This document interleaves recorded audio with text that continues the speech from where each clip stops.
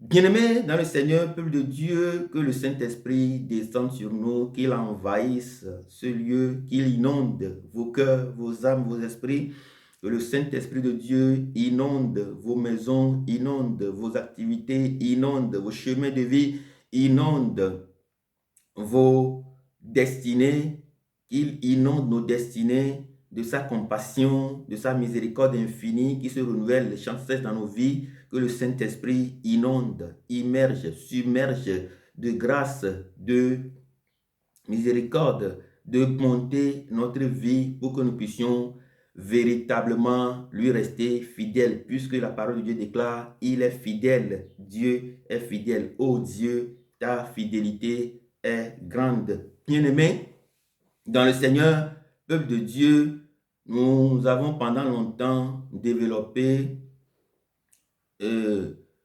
tout un discours autour, nous avons développé pas mal, beaucoup d'idées autour de la seule attitude du manque d'attention, de l'inattention que nous avons développé et qui nous empêche résolument d'avoir accès au pouvoir d'agir dans l'Église afin de pouvoir agir résolument sur ce qui détruit notre vie.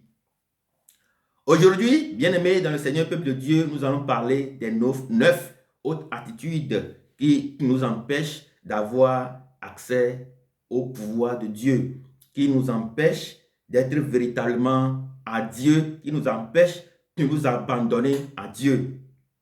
La première attitude, eh bien, c'est le laxisme dans l'éducation que nous recevons de nos parents.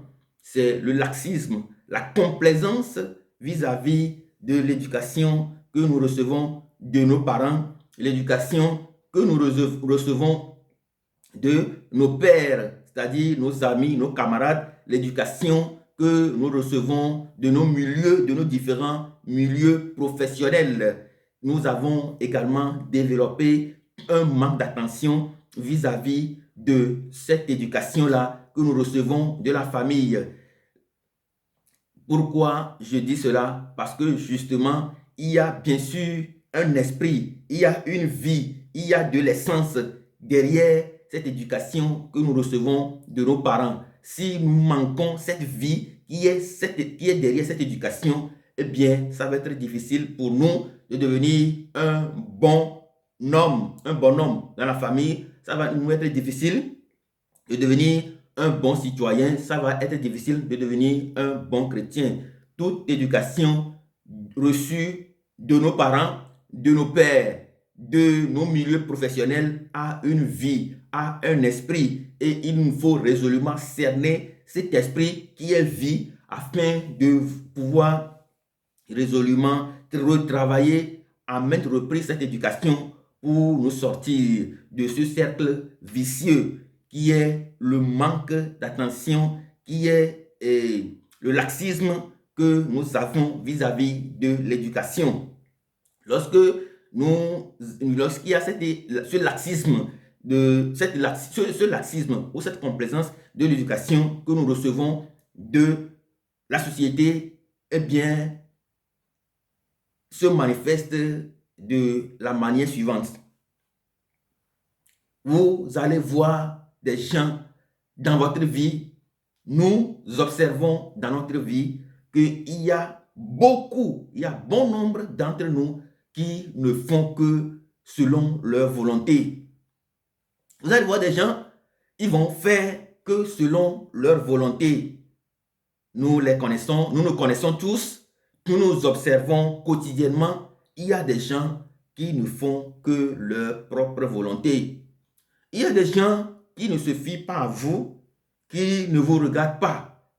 Il y a des gens qui ne nous regardent pas, qui ne nous reconnaissent pas, qui ne nous reconsidèrent pas et qui font que leur propre volonté.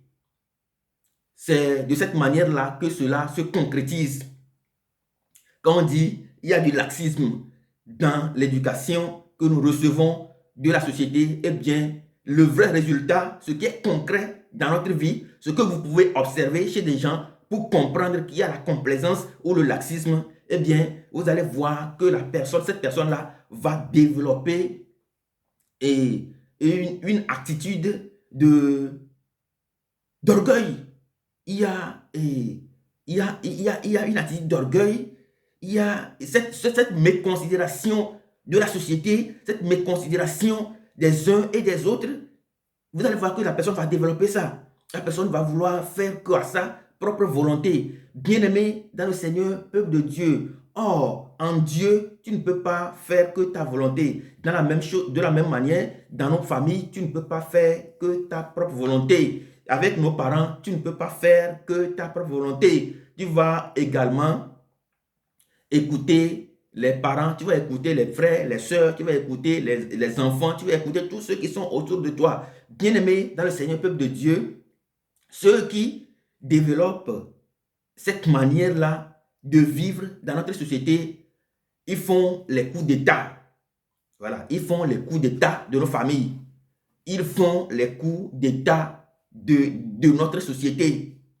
Vous voyez quelqu'un qui ne veut faire que sa propre volonté, qui ne se limite qu'à sa propre volonté, qui ne pense qu'à sa propre personne, qui ne pense qu'à ce que lui-même il pense, qui ne veut faire que ce que lui pense, qui ne veut faire autre chose que ce que lui pense.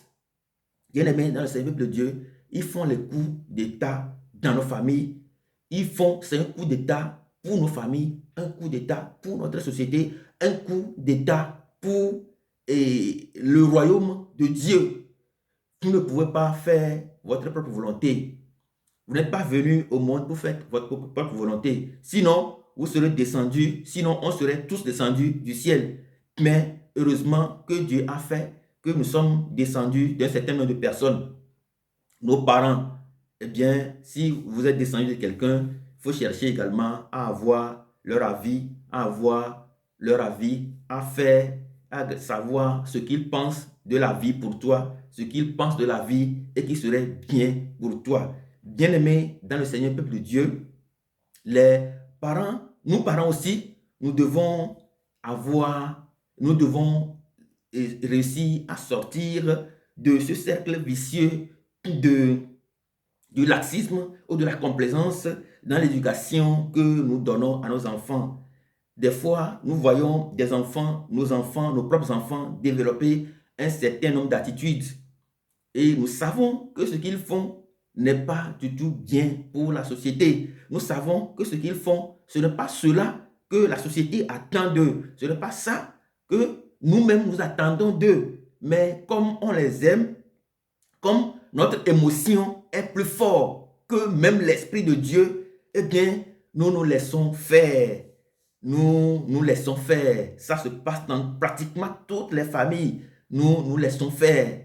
Tellement que nos enfants développent des vices, tellement que nos enfants développent un certain nombre d'infirmités, un certain nombre d'handicaps, un certain nombre de choses qui les détruisent à petit feu. Bien-aimés dans le Seigneur, peuple de Dieu, l'éducation, que s'il y a du laxisme ou la complaisance dans l'éducation que nous donnons à nos enfants, sachons que simplement c'est du poison lent que nous leur donnons.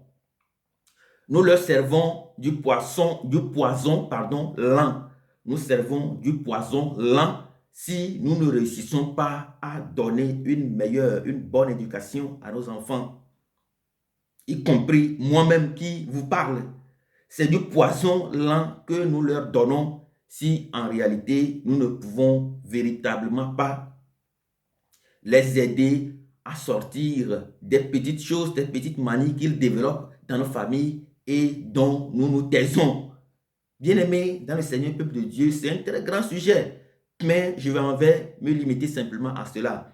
Les enfants doivent du respect aux parents, aux pères, aux camarades, aux amis, aux collègues de service et à la société. Ça fait partie de l'éducation que nous recevons. Mais en même temps, les enfants, les parents aussi doivent, en même temps, les parents aussi doivent respecter l'éducation, ils doivent respecter la vie qui est au sein de cette éducation que nous donnons.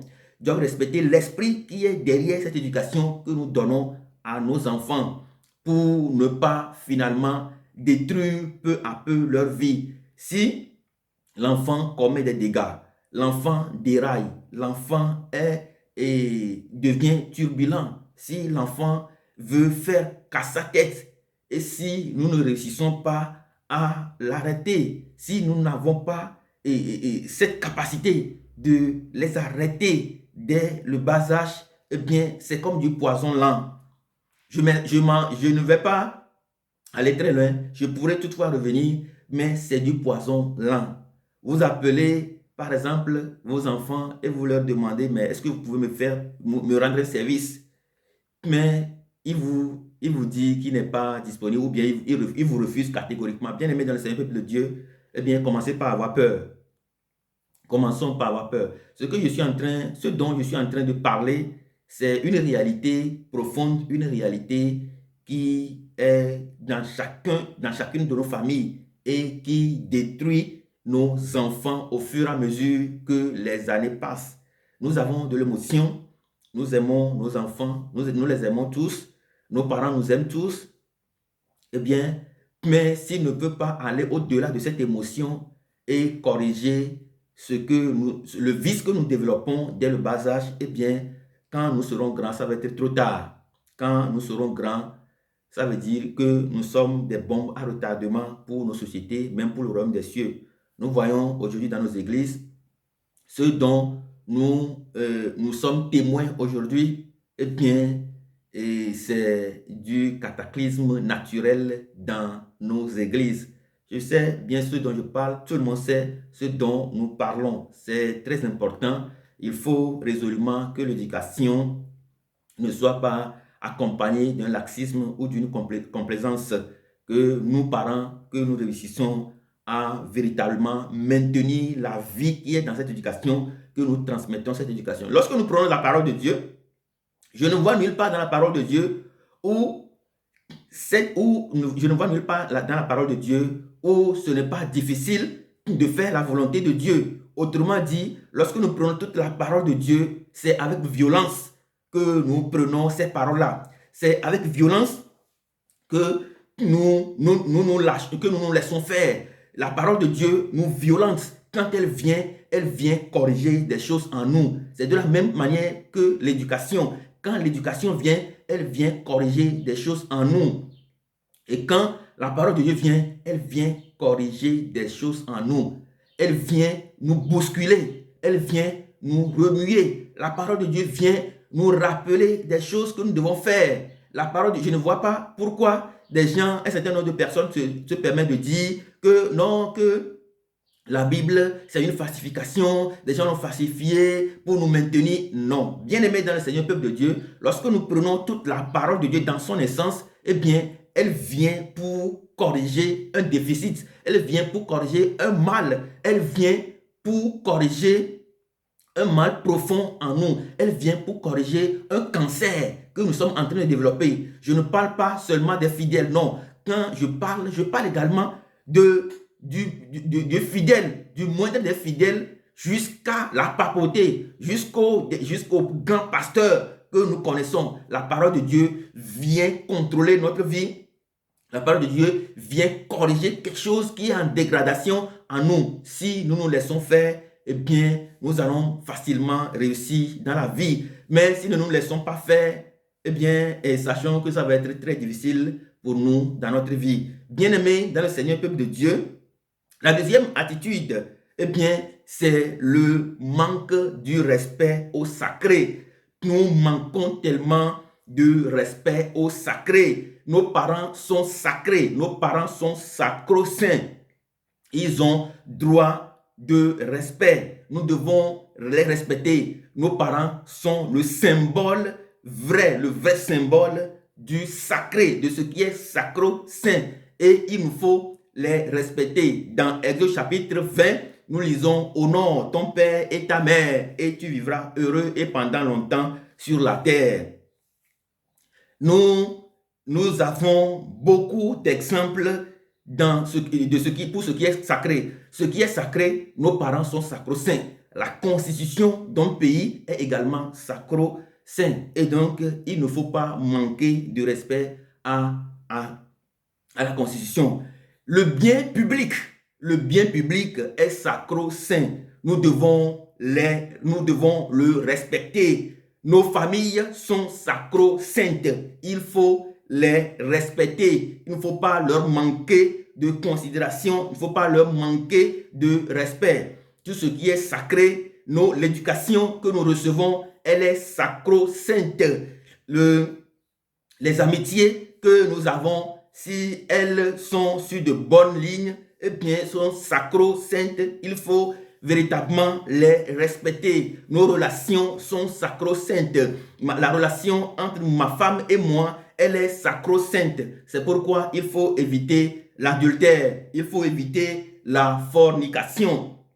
Bien-aimés, dans le Seigneur, peuple de Dieu, il y a beaucoup de choses qui sont sacrées dans nos familles, sacrées dans notre monde, sacrées dans nos villes, sacrées dans nos villages. Le respect des adultes sacro-saints, des vieillards sacro-saints. Il y a même un auteur qui a déclaré: encore une fois, les vieux ne sont pas vos rivaux, ils sont plutôt vos aînés.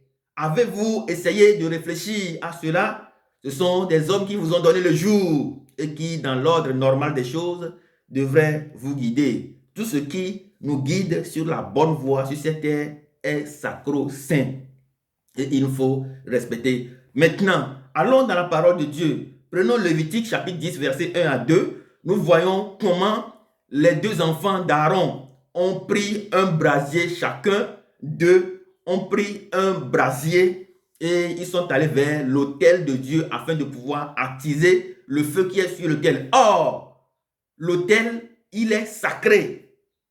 Or, personne, il n'est autorisé que personne vienne avec un autre feu étranger. Mais eux, comme ils veulent développer ce qui est le manque de sacré, le manque du respect au sacré dans leur vie, eh bien, ils veulent venir embêter Dieu sur son autel. La Bible déclare qu'un feu est sorti de l'autel et les a embrasés et les a tués, les a détruits. Ils sont tous morts, les deux. Bien-aimés dans le Seigneur, peuple de Dieu, prenons garde et respectons tout ce qui est sacré. Posons-nous des vraies questions. Qu'est-ce qui est sacré pour moi dans ma vie? Qu'est-ce qui est réellement sacré dans ma vie? Qu'est-ce que je dois résolument respecter? Les deux enfants d'Aaron ont pris du feu et ils ont été brûlés par le feu de Dieu devant l'autel.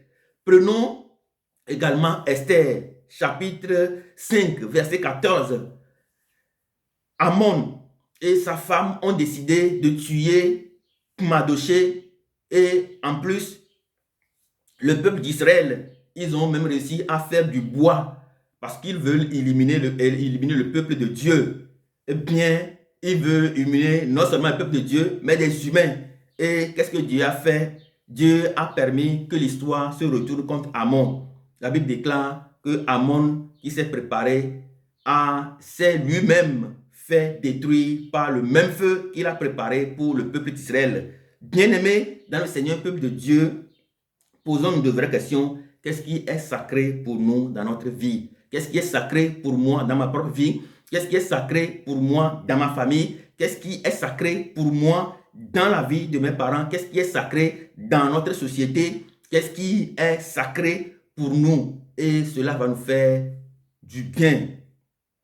Cela va nous permettre d'être non seulement un vrai citoyen du monde, mais aussi un vrai citoyen du ciel.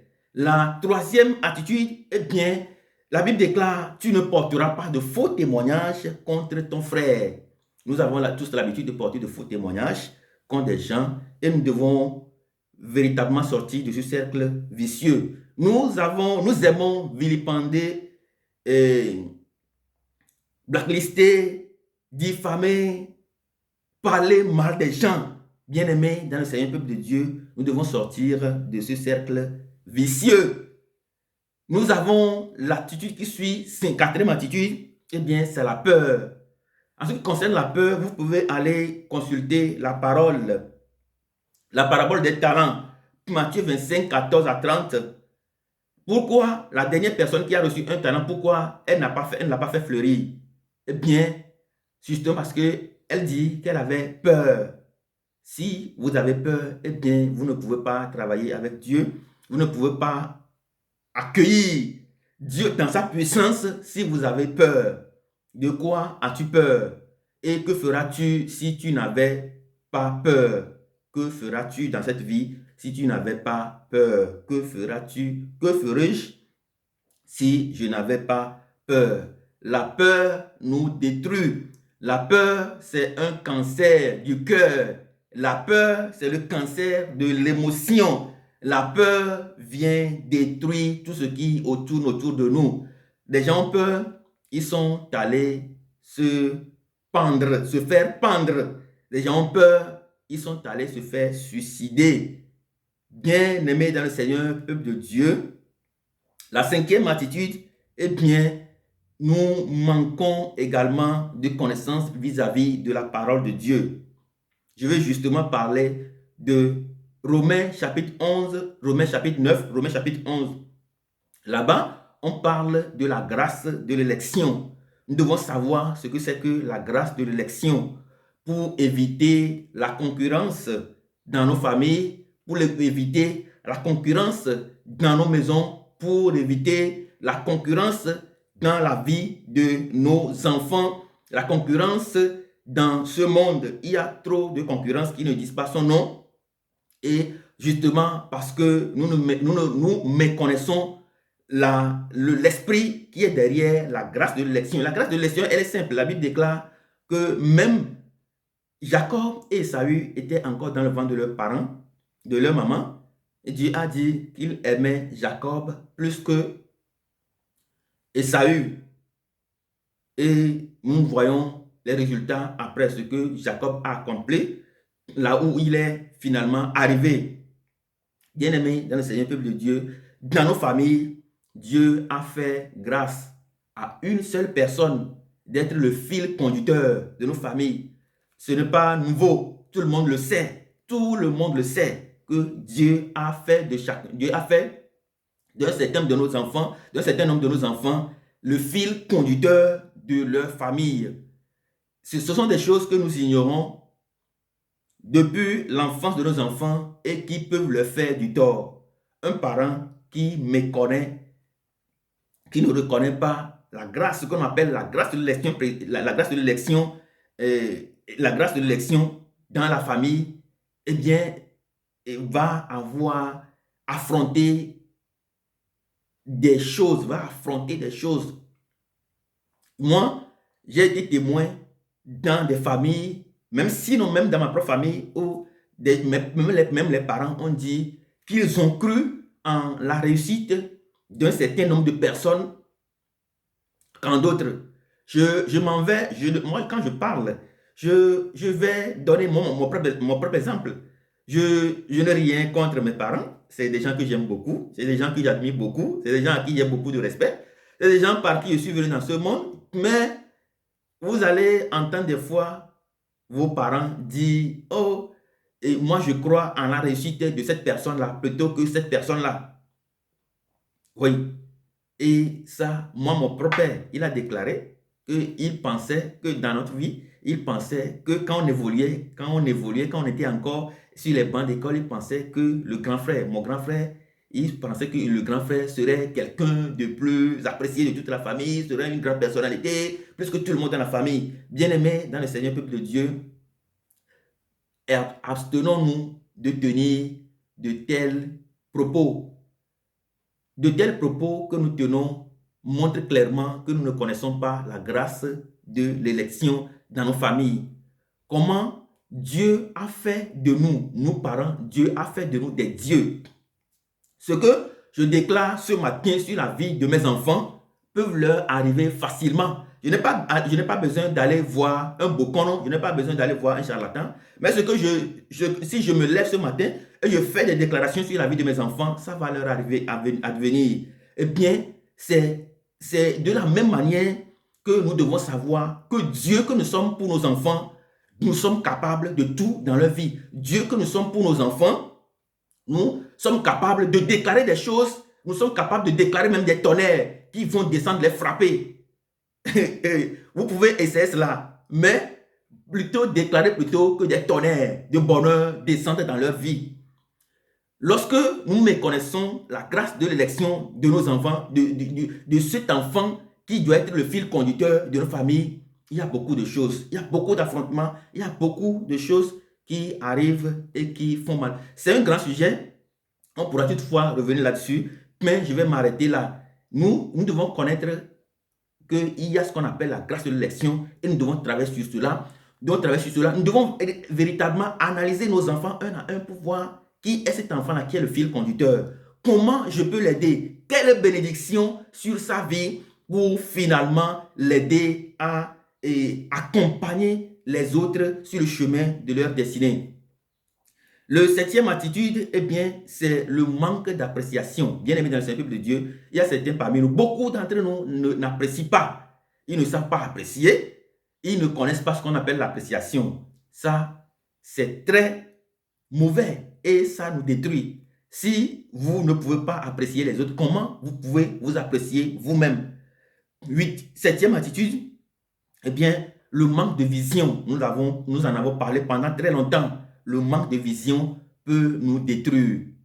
Le manque de connaissance. Septième, eh bien, l'esprit de concurrence. On en a déjà parlé. L'esprit de concurrence il y a de la concurrence dans nos familles.